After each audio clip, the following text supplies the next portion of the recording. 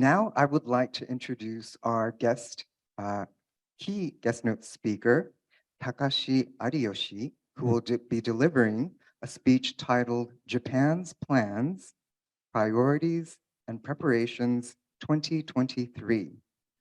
Takashi Ariyoshi is a Deputy Secretary General, G7 Hiroshima Summit Secretariat, Director, Economic Policy Division, Ministry of Foreign Affairs. I would like to also reintroduce John Kirton, the Chair, the Director of G7 Research Group. Hello, bonjour, konnichiwa.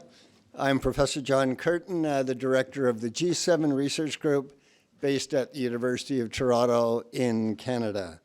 And it's my great honor and pleasure to introduce the keynote speaker for our conference, Mr. Takashi Ariyoshi, the Deputy Secretary General of the G7 Hiroshima Summit Secretariat and Director of the Economic Policy Division in Japan's Ministry of Foreign Affairs. Following his university education at Williams College in the United States and the University of Tokyo, Mr. Ariyoshi joined the Ministry of Foreign Affairs of Japan in 1994. As part of his distinguished career there, he served as the Principal Deputy Director of the Status of U.S. Forces Agreement Division of the North American Affairs Bureau. Then, as First Secretary and subsequently Counselor of the Permanent Delegation of Japan to the Organization for Economic Cooperation and Development in Paris. Then as Principal Deputy Director and then Senior Coordinator of the Personnel Division of the Minister's Secretariat in the Ministry. Then Director of the Southwest Asia Division of the Southeast and Southwest Asian Affairs Department. In 2017, he became the director of the Japan-U.S. Security Treaty Division of the North American Affairs Bureau, and then cabinet counselor in charge of the United States, Europe, India, Southeast Asia, and Oceania in the National Security Secretariat. All of the world, almost. In July 2021, he was appointed as the director of the Economic Policy Division in the Ministry of Foreign Affairs. Mr. Ariyoshi, we are so grateful for you taking time from your exceptionally demanding schedule in preparing the actual Hiroshima Summit to be with us and share with us your thoughts today. The floor is yours.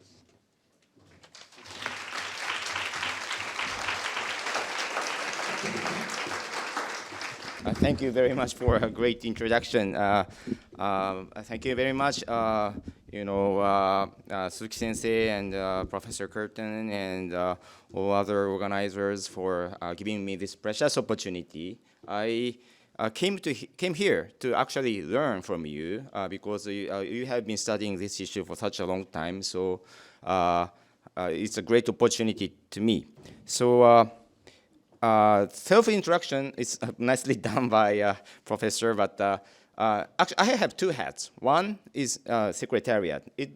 What I do is just prepare as a host, prepare hotels, every setting is done in a nice manner.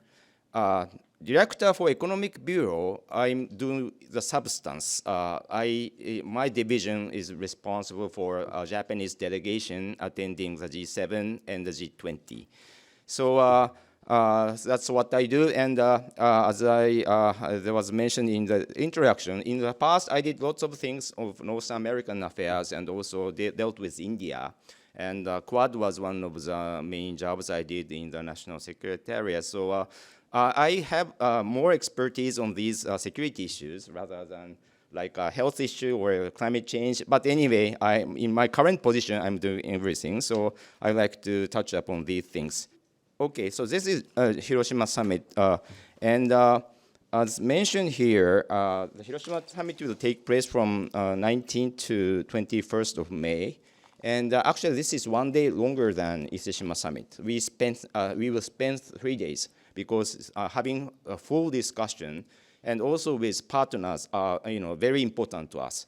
So this is number one, what I want to say. And the second thing is why the summit is taking place in Hiroshima. And before our decision was made, there are lots of actually a few cities that bid for summit, but the war of Ukraine changed everything. So the reason Hiroshima was chosen was actually nicely said by Prime Minister Kishida when President Biden came to Japan. And I don't want to repeat everything, but he said, the world faces an unprecedented challenge caused by Russia's aggression of Ukraine and heightens the risk of use of weapons of mass destruction. At the next year's G7 summit, I hope we can demonstrate the will of the G7 to resolutely reject aggression by force, threat, or nuclear weapons, and attempts to overturn international order with a strength that will make a mark in history. And he says more additional things I don't want to repeat, but Prime Minister Kishida decided with his strong will to hold the G7 summit in Hiroshima. And there are two paragraphs regarding significance of the G7. And one thing, I want to highlight two things. One is the importance of the rule of law and not changing status quo by use of force. Because in domestic politics, rule of law is fairly easy because individuals are treated equally and rule of law is established in constitutions. But in international community, is rule of law established or is it a natural law? Of course, it is written in UN Charter, but it's not self-obvious. And recently, we had, regarding Ukraine aggression, there was a United Nations General Assembly votes, March in 2022, 141 countries in favor, 5 against, and 35 abstention, even in the face of aggression by Russia. So why 35 countries abstaining? So now the fundamental principle of this international order is questioned. So we really want to highlight, this is a fundamental principle, and we will strongly hold it. So this is number one. And the number two, there are some description of many agendas, this basically says importance of what is called global South.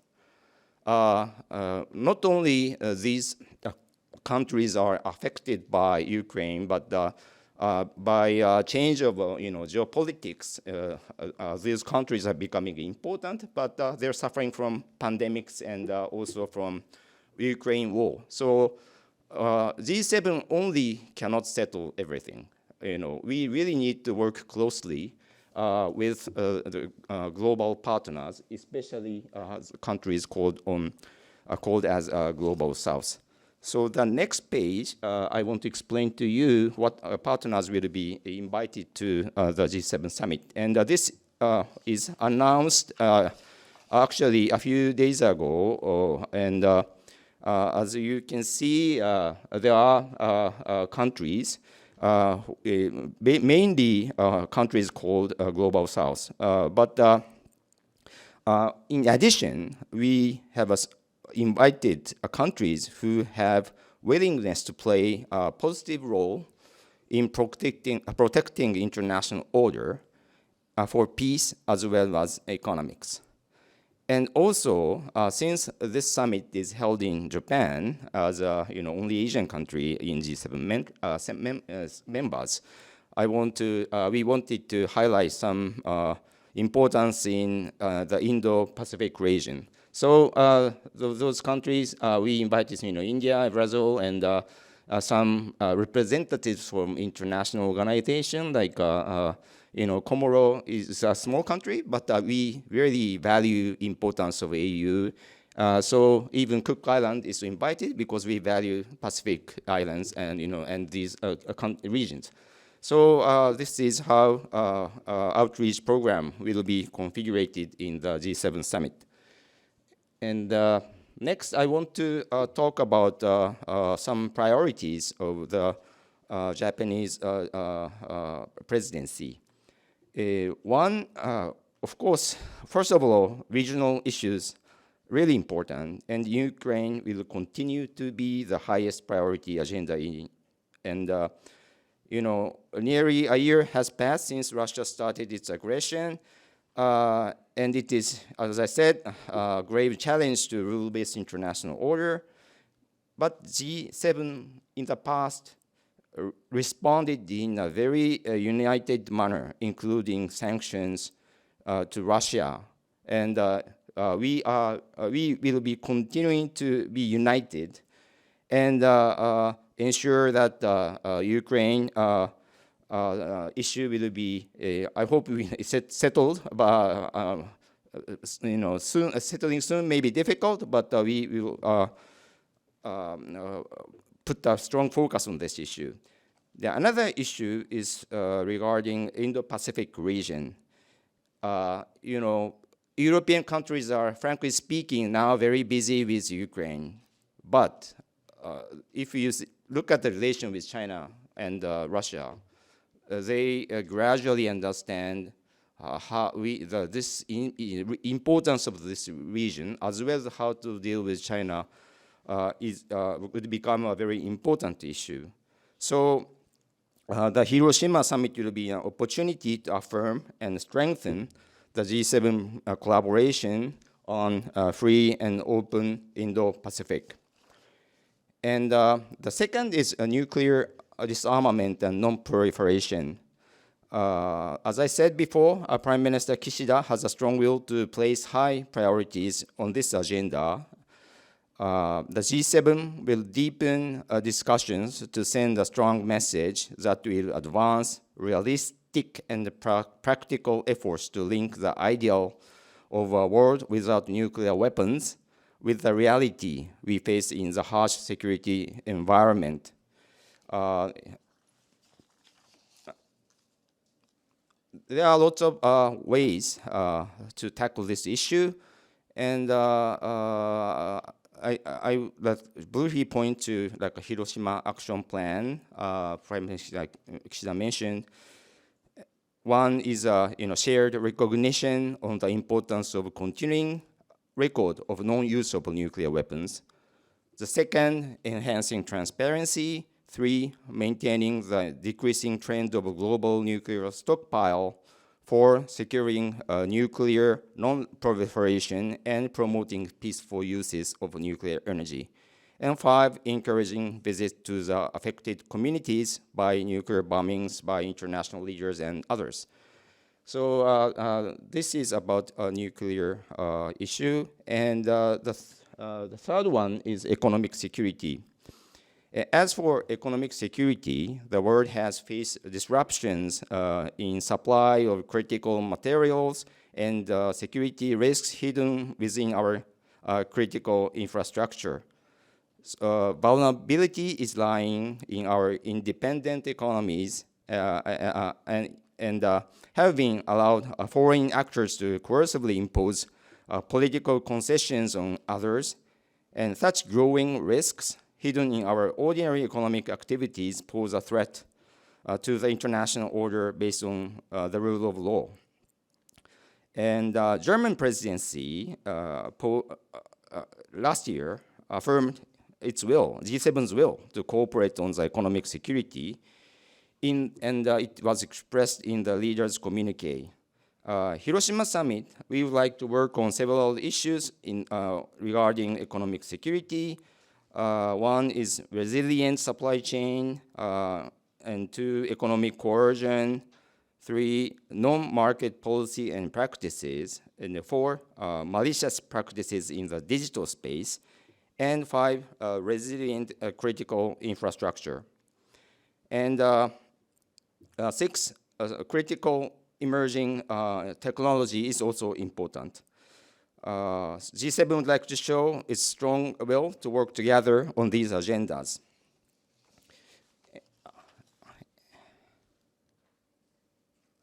And climate change, this is a really important issue. Although importance of ensuring energy security is reaffirmed in the face of Russia's aggression, our goal to achieve net zero by 2050 based on the Paris Agreement remains unchanged and firm. We believe acceleration of net zero efforts in this critical decade to 2030 is vital, so that greenhouse emission will be reduced by 43% by 2030. G7 will show its blueprint for various pathways towards resilient transitions, noting that different and different national and regional circumstances. And also, we would like to call on other emerging emitters countries to make further efforts toward this goal. There may be some pillars on these efforts. One is further implementation of global net zero efforts. The second is support to climate vulnerable people in terms of quality and quantity. And 3, efforts toward achieving net zero by 2050 without compromising energy security. So these are the issues dealt under the climate change. Food security, when it comes to food, given the current food crisis, it is urgently needed to ensure access to affordable, safe, and nutritious food for all and to develop resilient food security. G7 will identify structural vulnerabilities in the global food system and set pathways to overcome them.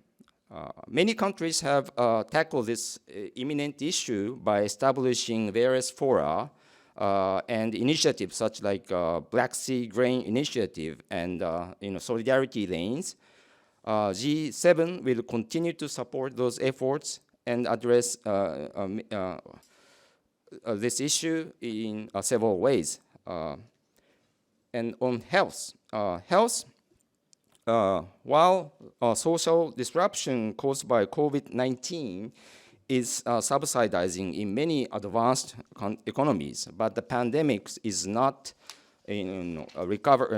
conquered in a general perspective or global perspective. So at Hiroshima Summit, we, based on the lessons learned from the COVID-19, the G7 will show its determination to develop and strengthen better global health architecture, especially for prevention, preparedness, and response, so-called PPR, for future pandemics.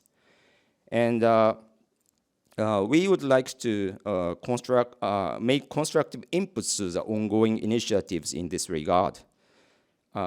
In addition, universal health coverage, USC, is an important agenda. The second high-level meeting on UHC will be held in New York in September this year. G7 aims to contribute to achieving more resilient, equitable, and sustainable universal health coverage. And I forgot to mention at the beginning that one of the most important perspective we have is the notion of human security.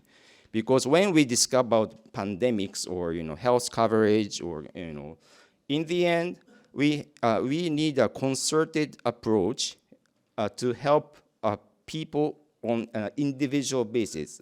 In the end, each individuals in developed countries as well as developing countries need to be saved. So this is a theme that we will promote throughout various agendas. And on development, there was a question before what Japan would be doing. We want to do a lot of things because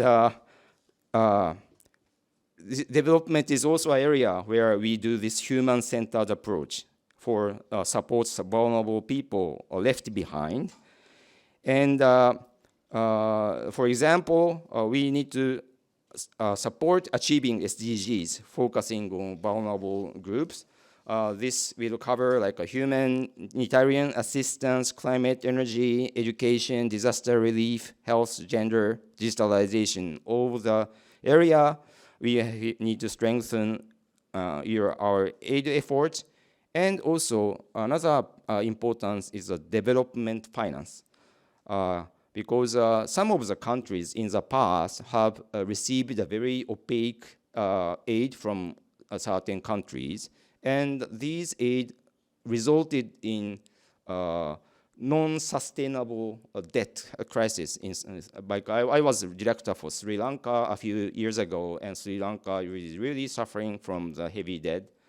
So we really need to establish a kind of international norm to make the development aid sustainable. So we would like to pursue this kind of efforts in development area. And gender, now in the past, gender issue is done along various areas. Like one is like women and peace and security, another in economic area, and another maybe in social area. But these three are not necessarily connected in a proper way. So we would like to pursue this synergization of efforts so that all the gender problems in conflict area as well as developing countries are settled among the G7 in G7. And finally, on digitalization, there are lots of things. Technical advancement is happening over the world, but we really need to have a kind of a norm standardization or addressing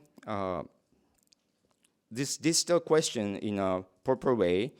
And we would like to advance like-minded countries to have a successfully lead international efforts, including the promotion of the data free flow with trust, DFFT, based on shared values, such as freedom, democracy. And also, we need to address new issues and address the vacuum of governance, such as the area of metaverse and those new area of digital economy. So I expect that G7 will launch an institutional arrangement for partnerships to increase transparency and interoperability of regulations. So these are many of the agendas we would face at the G7 summit. And finally, I would like to make a few comments because I was listening to discussion before, and if you're looking at what happened after the Ukraine invasion, there are some differences or changes in international governance. If you look at G7 and G20, before the Ukraine crisis, everybody was saying, G7's era is over. G20 is becoming more traction. But is that so? Once this Ukraine crisis happened, G7 showed a very strong unity, upholding fundamental values, implementing strong sanctions, and this results in the today now. So the role of G7 is becoming more and more, I believe, important, and also at the same time, the role of G20 is over because Russia and China are behaving that way. I don't believe so. There are lots of issues that have to be settled through G20, such as health issue. Climate change cannot be settled without participation of G20. So Japan would like to continue work of the G7 as well as G20, but the expertise and it will be different depending on what international organizations or groups you're talking about. And yes, Professor said G7 should be meeting more often. Yes, we are meeting very often using VTC. Nowadays, my division has to prepare a VTC in a week time or less than a week time for prime ministerial leaders G7. Last time, Kishida-san went to Belgium to have G7 physical meeting, and it's an irregular one. I was told that Kishida-san will be going to Belgium almost like 5 or 6 days before he really goes. So, but it was successful and it could be done. So we will take your advice to strengthen G7 as a forum. And another thing I want to say right now is that there was a discussion, is talk shop meaningful? Is just leaders talk meaningful? There are two answers to this. Talking at the leaders level, of course, it is useful. But also, I really want to highlight to you that before the summit meeting, we do lots of preparation, making communiques. Preparation of a communique is done in working groups, Sherpa meetings, sub-Sherpa meetings. By drafting this document, lots of discussion will happen. It sparks discussion among governments in Japan, government in UK, and government inside the EU Commission, and then new question arise, we settle, and then gradually these results will be brought up to the summit level, and then at the summit level, leaders really talk. How can we advance this issue more or not? So I really like to highlight the importance of talking, not only the leaders level, but this summit will spark discussion among our bureaucrats and bureaucratic machineries. So this is most of the thing I want to say at the beginning. Maybe I'm speaking 13 minutes too long, but I'd rather take questions from you. Thank you very much.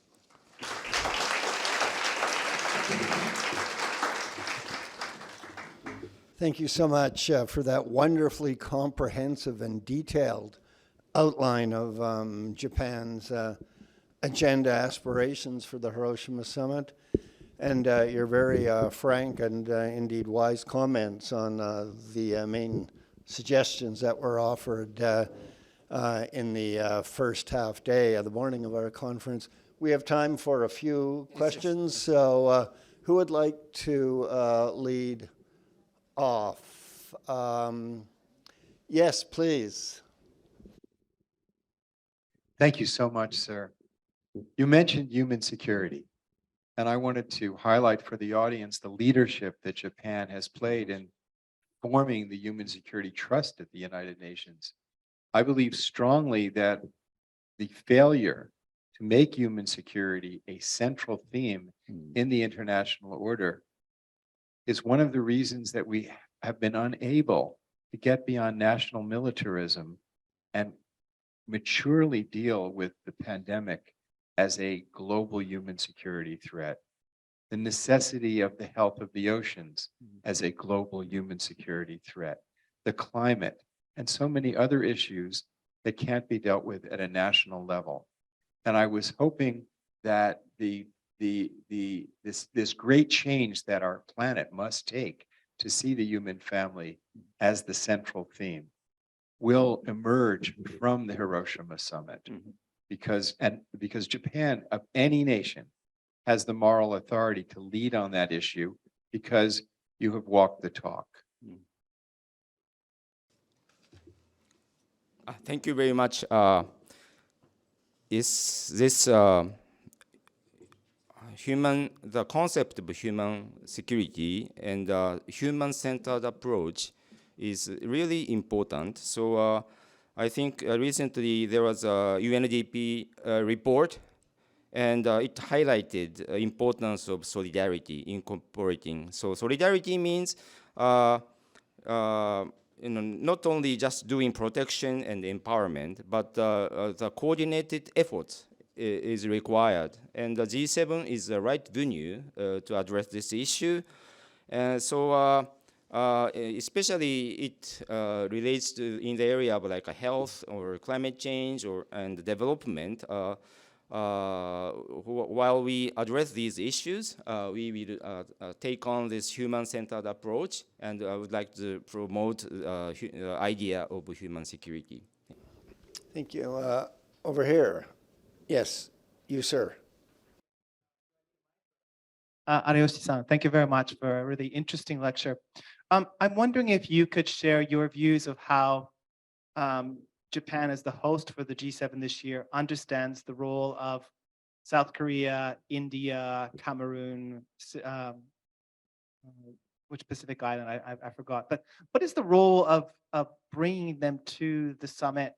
How do you see translating their presence into practical policy? Thank you very much. India is obviously the G20 presidency. So we would like to keep a very close coordination with G7 and G20. Even like, as I said, I went to G20 foreign ministerial. So G20 process has already begun. And so we, when we will have the Hiroshima Summit, G7 will of course discuss many issues, including also Ukraine or health issue, everything. But having this India as a G20 chair, it would be vital so that the G20 summit in Delhi would build on the efforts of the G7 and make a very tangible progress. Korea is also important partner. Korea is not just the chair of any international bodies or groups, but Korea has recently shown that it would play a role in advancing free and open Indo-Pacific, and it has a responsibility, and it has a will and the responsibility to uphold international order. So that is one of the reasons we decided to invite Korea. So since the free and open Indo-Pacific is one of the important agenda of the G7, having Korea in it is really, we can expect synergy, and also we can have Korean involvement in future efforts to achieve peace and stability in this region. Sir, yes. Thank you very much. I'm Nobuyuki Asai from Soka International. So thank you for the presentation. So nowadays, so many problems are emerging. So we need much more money to solve all the problems. So we ourselves are mildly committed to an initiative for realization of the international solidarity levy, so 국사의 렌탈대. And it would not be the only solution, but I wonder how G7 summit will address the issue of finance. I think finance is dealt in different areas. So, frankly speaking, there is health issue, climate change issue, and each issue is dealt in a different way. But if I take an example of climate change, we have already committed. This is how do you call it, the climate fund. And the second commitment is, being has to be discussed. So of course, G7 will be preparing for how we should address the issue, and then, but to deal with all of this issue, we not only mobilize our own resources, but also asking our other partners, like some of the emerging countries will be able to also play their roles. So of course, G7 will show what we can first, but we think mobilizing other resources are also important. So we will do these kind of efforts in each of the area, like climate change and health, and so that is a way we are thinking about, ensuring the financing. Right? We also have a question about mental health, which has probably touched the lives of everyone in this room and beyond. We do know that Japan has been uniquely a leader in the G7 and the G20 in the agenda advancing progress on mental health for the age of dementia, Alzheimer's, but now, of course, in the age of COVID, mental health a major concern for young people and everyone in between.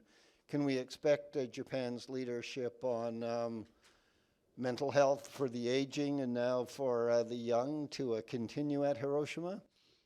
Yes, I actually, Soka, I forgot to show the maybe last slide. Where is it? Yeah. So actually, we are having not 14. Actually, we have one more ministerial. So now we have 15 ministerials. And for each agendas, like the one you mentioned regarding mental disease and dementia, I hope that health ministry meeting is done in Nagasaki first. So frankly, I'm not so covering about details of each discussion in each ministerial, but I really hope that this discussion is first done in Nagasaki. And all these discussions, will join the summit in the end. So please do understand, summit is important because it will spark discussion among the ministries. If there is a summit, health ministers will meet. When health ministers will meet, all these, specialists dealing on specific issues will join their wisdom and need for action together. And then it will become health ministries communique, I hope. And then the difficult part will be brought to the summit. So, and the summit leaders will discuss the most important issues, the most difficult ones. So that's how, the way G7 works. And that's why it is important. It's like, having PhD without dissertation is nothing, right? You need to have a dissertation, but through this, through the process, you learn many things, you research many things, and then you discuss with professors, you do, that's important. So this is why communicate is important. Well, thank you very much for underscoring, inter alia, the value of getting those dissertations done. Yes, a question up here. Hello, my name is Ashima and I'm from India.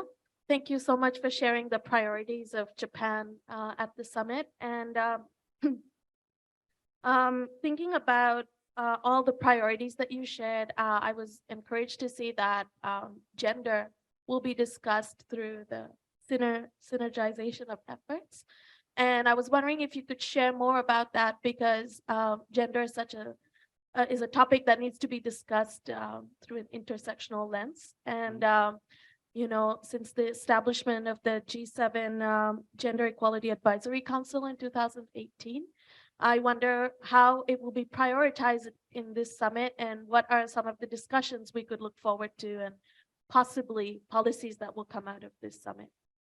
Yes, like as I introduced, the primary concerns of gender issue, what we are doing through G7 is we really see the problem of a gender issue or women suffering from in conflict areas and so forth. And but in the past, this women peace security is done only among those people there, and but it's apart from economic, women's participation in economy and so forth. So we are advancing efforts called Nexus, meaning it will connect these peace efforts and economic efforts and social efforts and so forth. And so these are main, we want to, the main areas we want to progress on the development area. But also we are having gender ministers meeting in Nikko. So we, at that ministerial, lots of discussion will be done on other issues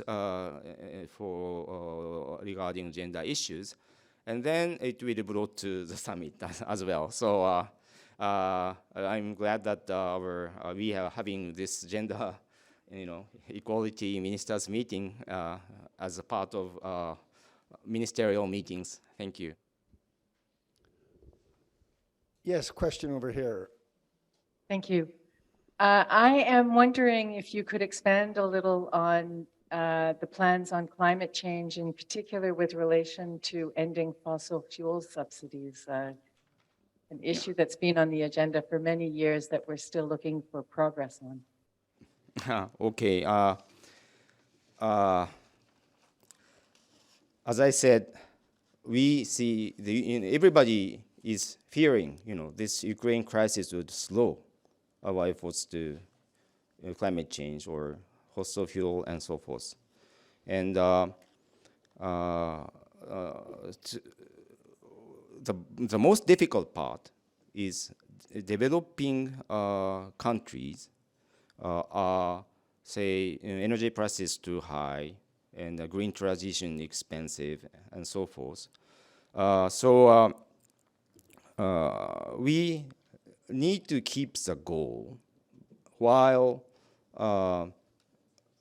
allowing alternatives for developing countries. So in Elmar, JETP program was announced, and in our case, we are doing with Indonesians to help give some alternatives. And recently, our METI issued Asia Zero Emission Community idea. So we would like to promote this kind of alternative so that this fossil fuel, energy dependence could be reduced and phased out in an appropriate manner. So your question is okay. I understand what you say. So what's new? So I think that's your question, right? And I have to tell that this prep process is still ongoing. So I cannot say this is the answer now.